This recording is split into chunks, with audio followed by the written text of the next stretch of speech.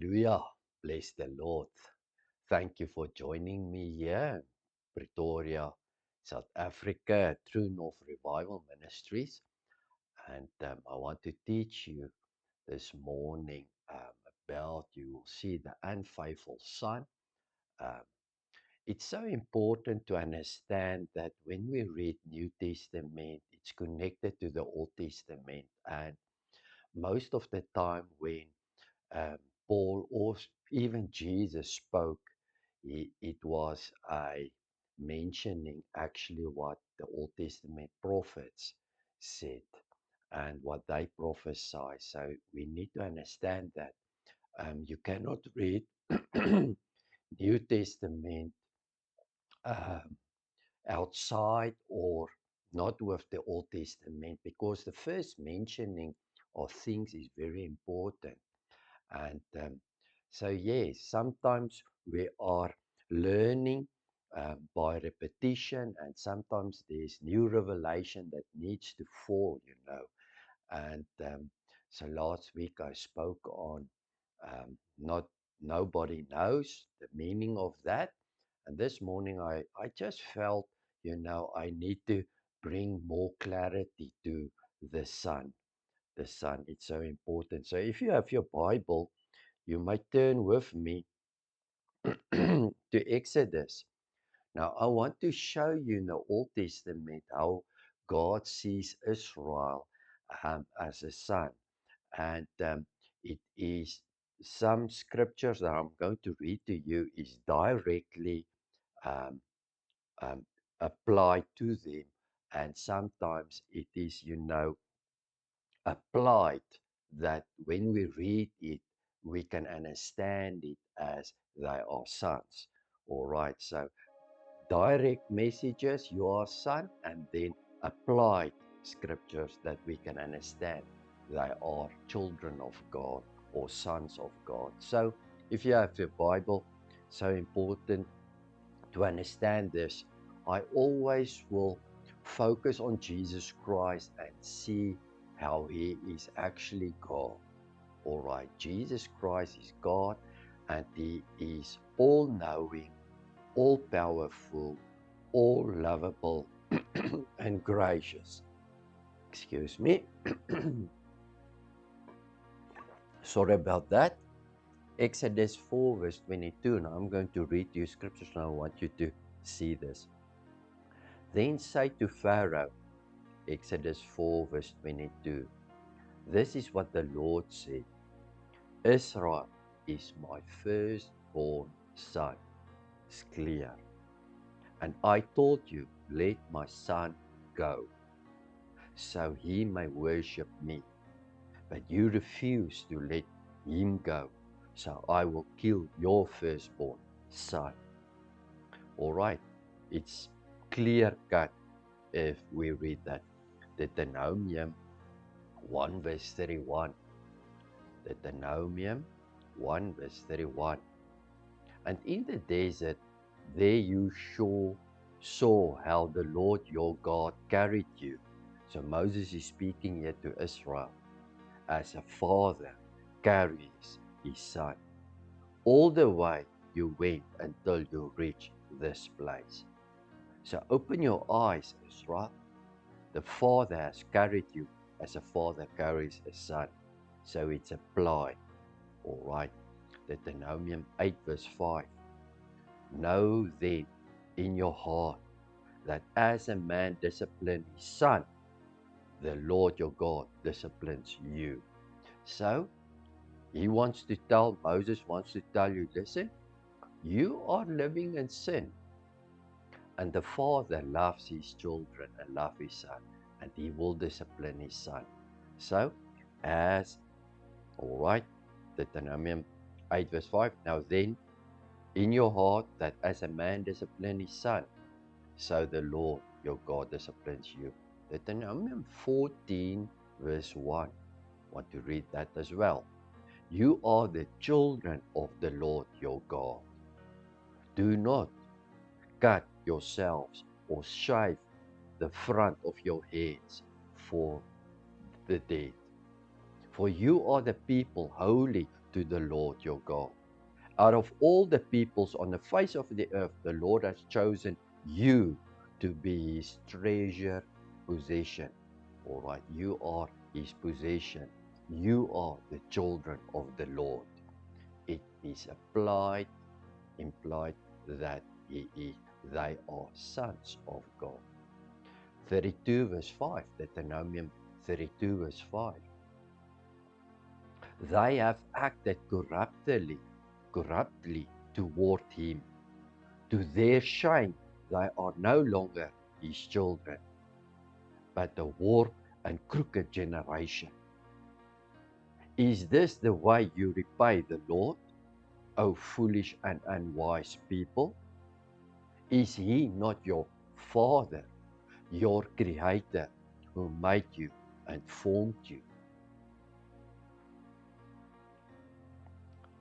Verses 18, we skipped a little bit. You desert the rock who fathered you. You forget that God who gave you birth. Verse 19, the Lord saw this and rejected them because he was angered by his sons and daughters. Israel was sons and daughters. It's starting to get clearer. 2 Samuel 7 verse 14. I will be his father, says God, and he will be my son. When he does wrong, I will punish him with the rod of men, with floggings inflicted by men. All right, so we need to understand that God sees Israel as his people, his chosen generation, and they need to follow him and him alone. But now we are getting a picture how they all start sinning and go after other gods, and how God is saying he needs to flog them.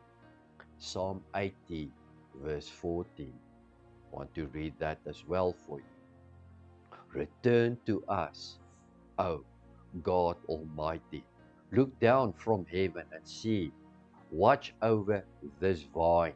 So here Israel is a vine. The root your right hand has planted. The son you have raised up for yourself. God has raised up a son, Israel, for yourself. Isaiah 1 verse 2. So now God is sending prophets to Israel, his son, and trying to say to them, you need to repent and return back to me. All right? So that is the focus. Hear, O heavens, so Isaiah 1 verse 2. Listen, O earth, for the Lord has spoken. I reared children and brought them up, but they have rebelled against me. The ox knows his master, the donkey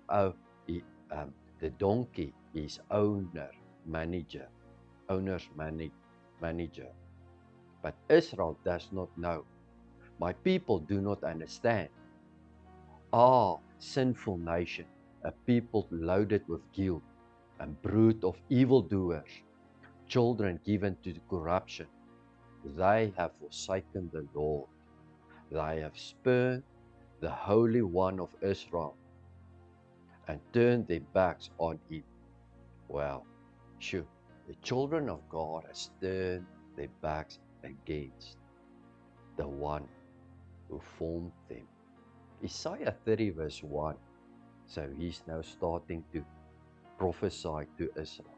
Woe to the rebellious children, says the Lord, that take counsel, but not of me, and that cover with a covering, but not of my spirit,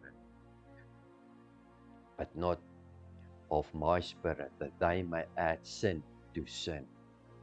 Sure, sin to sin. Verse 2. That walk to go down into Egypt, and have not asked at my mouth to strengthen themselves. That was Isaiah 30 verses 1 and 2. Isaiah 43 verse 6, I want to read that as well. Bring my son from afar and my daughter from the ends of the earth.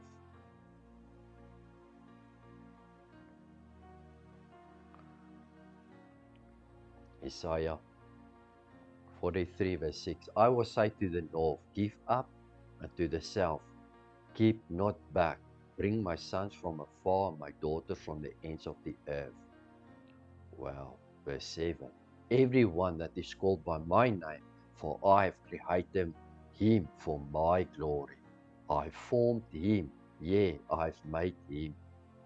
So it's so important that we need to understand that God has a purpose with mankind, and He had to choose someone, all right, that He would come through to all mankind. But now His people, Israel, all right, the son is unfaithful unto Him. Jeremiah is just after Isaiah. He prophesies in 3 verses 14. Let's read. Turn, O backsliding children, says the Lord, for I am married unto you, and I will take you, one of a city, and two of a family, and I will bring you to Zion. Verse 19 says, But I said, how shall I put thee among the children, and give thee a pleasant land, a goodly heritage of the host of the nations? And I said, Thou shalt call me my father, and shall not turn away from me. So Jeremiah tries to explain to the people of God that, all right, they are a son, they are unfaithful, but God is going to do something great and mighty, how He's going to bring salvation to the son. Return ye backslidden children. This is Jeremiah 3 verse 22. I will heal your backslid. Behold, we come unto thee, for thou art the Lord, our God. A little bit further, Jeremiah 31 verse 9. He prophesied this. They shall come with weeping and with supplications will I lead them. I will cause them to walk by the rivers of waters in the straight way, wherein they shall not stumble, for I am the father to Israel, and Ephraim is my firstborn son. All right. Verse 20 of 31 says, Is Ephraim my dear son? It asked the question. Is he a pleasant child? For since I spake against him, I do earnestly remember him still. Therefore, my bowels and trouble for him. I will surely have mercy upon him, says the Lord. So after Jeremiah, there's another prophet, Hosea, 1 verse 10. I want to read that as well. Yet the number of children of Israel shall be as the sand of the sea, which cannot be measured nor numbered. And it shall come to pass that in the place where it was said unto them, Ye are not my people, there it shall be said unto them, Ye are the sons of the living God. So we have a thing where God called Israel a son. They start sinning, they become an unfaithful son. All right. God asked the prophets who spoke to them to return and repent of their backsliding, but we know they did not. All right. If we read all the Old Testament scriptures, and now God says, I'm going to focus to other people where they call them the sons of God, because they will follow me in their heart. I will create and make a new covenant with them. All right, says God. So Hosea 1 verse 10 says, God will be us. We will be sons for the living God. In Hosea 11 verse 1, I want to read that as well for you. 4 verses. When Israel was a child, then I loved him and called my son out of Egypt. As they called them, so they went from them. They sacrificed unto Baalim and burned incense to graven images. I taught Ephraim also to go, taking them by their arms, but they knew not that I healed them. Verse 4, I drew them with cords of a man, with bands of love, and I was to them as they that take off the yoke of their jaws, and I laid meat unto them. So God says, thou art a son. Malachi, also a prophet. So you can start seeing how Moses and Jeremiah and Isaiah, Hosea, and all the prophets knew that this people were called sons, and how they all know that this son was unfaithful and untrue. And Malachi 1 verse 6 says, a son honor his father, and a servant his master. If then I be a father, where is mine honor? And if I be a master, where is my fear, says the Lord of hosts, unto you, O priest, that despise my name, and say, um, wherein we have despised thy name. So God is talking here to the priest and the people that led Israel, all right, the holy people. Malachi 2 verse 10 says the following, have we not all one Father? It is applied then if we are sons. Have not one God created us? Why do we deal treacherously, every man against his brother, by profaning the covenant of our fathers? You know, God gave a covenant to our fathers.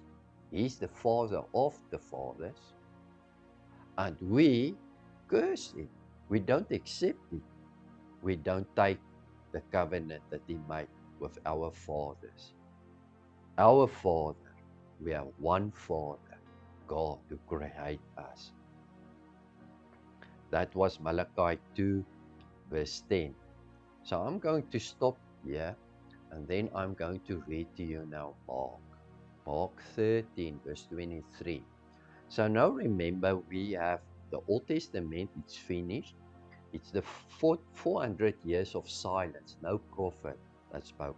And then the next, what we heard of is John that will come um, out of Israel, all right, born, and he will show now them there is the Son of Man that came to serve, all right, the people, and to bring all the nations to God, all right. But remember, all the prophets prophesied that this son that was unfaithful, there is going to come a hiding, all right, because God loves his children and he loves his sons, all right. Now, Mark is one that writes to the heathen church, all right. So you get Matthew, Mark, and Luke.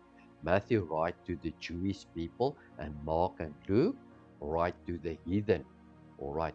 Now, we need to understand that when we read Matthew 24, where the translations would say, the end will come, the angels, all right, no man nor the Son. It's not right because it's not in the original, all right. So translations has made a fault there. But Mark, that writes to the heathen, all right. So Matthew, Mark, and Luke tries to convey this message. Be watchful and be careful, all right. And that's why Mark 13 verse 23, I want to read that. But take heed, and behold, I foretold you all these things. So Jesus stood at the time, 2000 years ago, at the temple. All right, he talks about the stones that will not be left of one another. And he says to them, remember, I said to you in the Old Testament, you are unfaithful and I need to come to hide you. All right, bring a hiding to you. And he will use Roman Empire. He will use other kings, like previously the Babylonians and the Medes, Persians and the Greek. He will use the Roman Empire to bring this hiding to the unfaithful son, because God needs to do something new, like Jeremiah says. He wants to bring a new covenant, but to all mankind.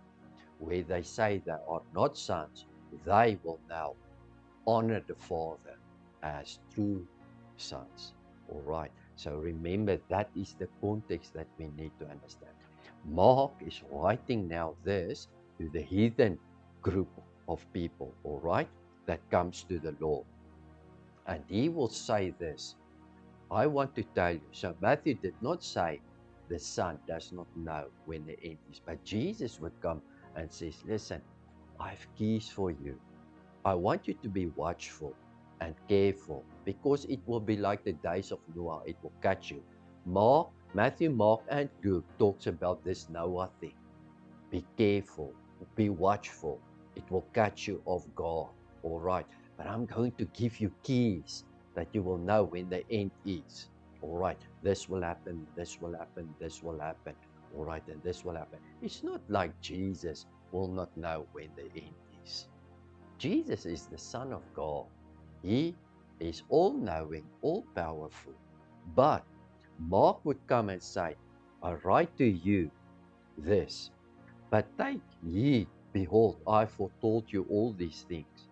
But of the day and of the um, but of the day and the hour knoweth no man, not the angels which are in heaven, neither the Son, small letter Son, not capital. When translations make it a capital, it's not right. It is a small Son, neither the Son. So Mark tries to, because they knew who were the Son. It is in context, trying to explain to them, Israel, not even the Son, the children of God will know the time of their end, but only the Father. And then he says in verse 35 to them, watch ye therefore, for ye know not when the master of the house cometh, at evening, or at midnight, or at the cock crowing, or in the morning. So that's the whole thing. Israel was actually in the dark catch, like also the flood of Noah that catch them off guard. They did not honor, they did not repent, and because they did not repent, God sent this flood of Noah, and they was like catch of God.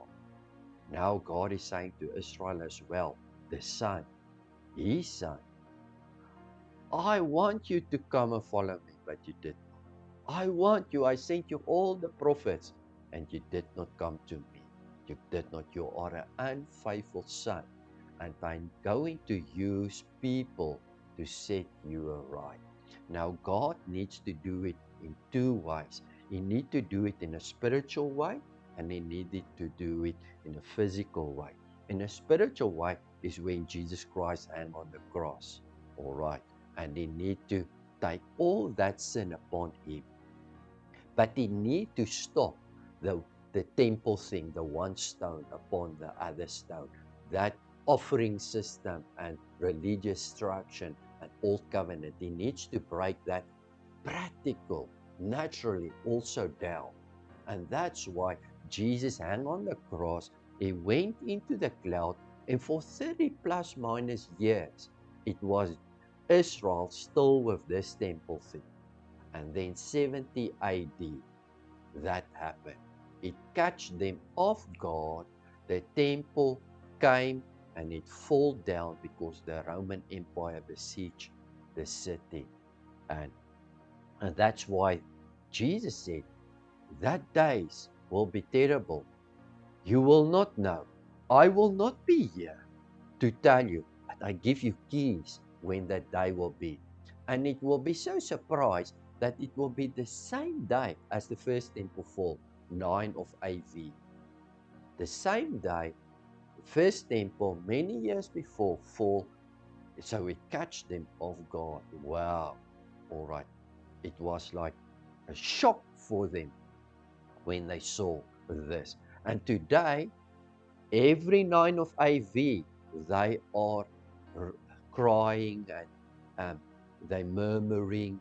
Every year they use this day as a memorial day. All right.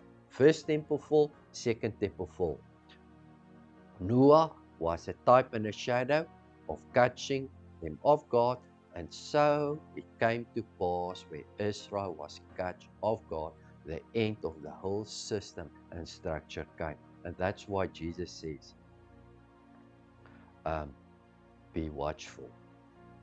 Mark says, Jesus said, be watchful. Now, Luke 19, I finish with this, says in 41, he doesn't say about the knowing of, the Father and, nor the Son. Matthew talks about it. He says, no man, angels, only my Father. Then Mark will come and he put in the Son thing, but small letter Son, meaning Israel will not know. All right. Luke 19 comes with this also, this thing. Hey, be watchful. I've given you keys, all right, but he doesn't know say about nobody. And he says, and when he was come near, Jesus is in 19 verse 41 now. And when he was come near Jesus, he beheld the city and he wept over it. Jesus wept over the city when he came in the city, saying, if thou hast known, even thou, you, O children and sons of God. All right, know, even though, at least in this thy day, the things which belong unto thy peace, it belongs to thy peace, but now they are hid from thine eyes, because you are an unfaithful son.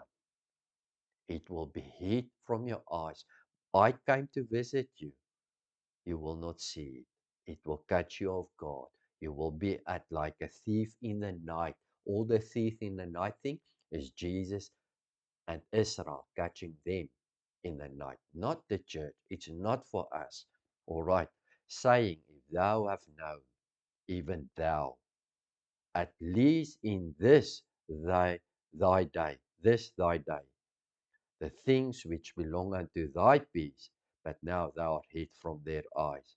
For the day shall come upon thee that thy enemies, all right, shall cast a trench about thee, a trench about thee, and compass thee round, and keep thee in one every side, or thee on every side. They will keep you, all right. You will not flee. All right. And that was the great tribulation, what talked about when Jesus said to them, Ish, like never before, Babylon, murder and Persian, uh, the, the Greek Empire, they ruled, but there were still a little mercy. All right. They took you away and you know, but this of the Roman Empire will be like a dragon with terrible teeth. All right. The first was like a lion, and then a leopard and a bear and stuff. But this one will be terrible, like a dragon. There will be no time ever on earth like this for you. You need to flee to the mountains. Be watchful and careful. So he says, for the day shall come unto thee that thy enemy shall catch a thread, a trench about thee, and compass thee around, and keep thee on every side. Verse 44, and shall lay thee even with the ground. Luke 19, verse 44, and shall lay thee even with the ground, and thy children with thee. That's the son, Israel. You will be laid even with the ground, straight. Every city, every building will be cut down. Matthew 24, no stone upon another. Mark 13, no stone upon another. And thy children with thee, and they shall not leave in thee one stone upon another. The whole city will fall. That is the context of the judgment of God, of the day of the Lord, in vengeance and fire upon the old covenant, because thou knewest not the time of my visitation. You, O Israel, did not know. It's nothing to do here with the heathen people and the church. You did not know. Talks to them. I came to visit you, did not recognize me as the Son of God or the Son of Man. Come to serve you. I want to marry to you. You did not want it. And now the prophets and the disciple needs to go to the all other nations on the streets to call them in the kingdom of God. This is in context, the whole scripture explaining how Israel is an unfaithful son and an unknowing son. They did not know the time of their end. So, where the angel in Mark 13, or you read in Matthew 24, no man, no angel, no son knows the time of your end. It's Israel that was catch of God. I hope this helped you and bless you in Jesus' name. Amen and amen.